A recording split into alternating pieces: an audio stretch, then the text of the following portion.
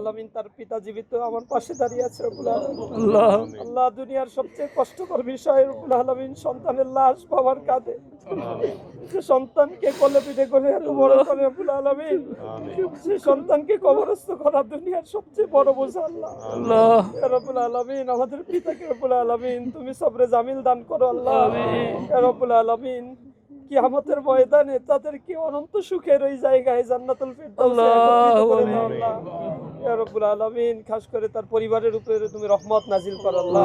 ইয়া রব্বুল আলামিন যে জালিমরা রব্বুল আলামিন নেশাগ্রস্ত হয়ে রব্বুল আলামিন রাজনীতির নামে এই নিষ্পেষিত এই দুর্বল মানুষদের উপরে রব্বুল আলামিন নির্যাতন করেছে রব্বুল আলামিন, আঘাত করেছে আল্লাহ, তাদের এই পাপের কারখানাগুলোকে তুমি তছনছ করে দাও রব্বুল আলামিন।